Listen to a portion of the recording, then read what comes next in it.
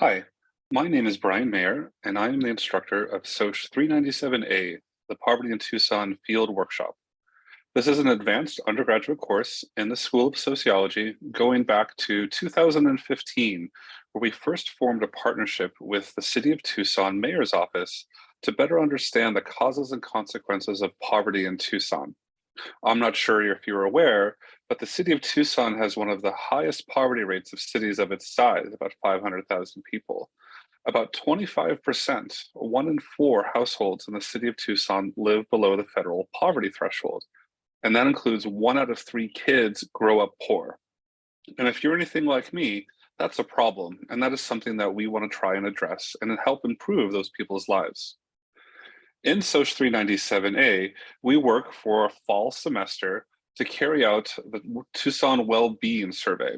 This is a survey conducted now over Zoom and the telephone of about 300 low-income residents in the city of Tucson.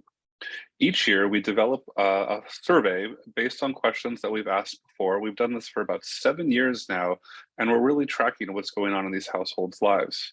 We do this in partnership with a variety of community stakeholders, and that includes the County of Pima, City of Tucson, and various local nonprofits like Habitat for Humanity and the Community Food Bank to develop questions that can help improve their service delivery to these vulnerable households.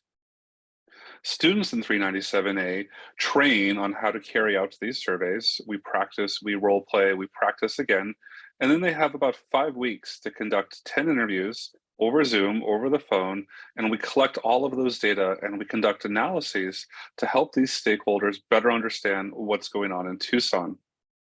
In 2022, we very much looked at the question of evictions. Tens of thousands of Pima County residents were facing eviction due to the economic fallout caused by the COVID-19 pandemic. Combined with the shortage of affordable housing, this puts tens of thousands of households at risk of food insecurity, moving from school to school, facing very severe mental health and physical health outcomes.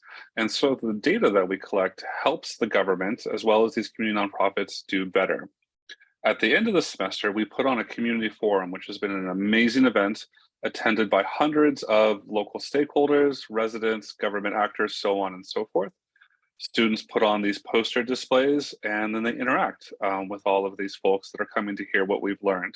This has been a great way to sort of help create change and do good things for the county and the city, as well as learn about social science research methods. So I hope you'll join me in fall 2003. Thank you.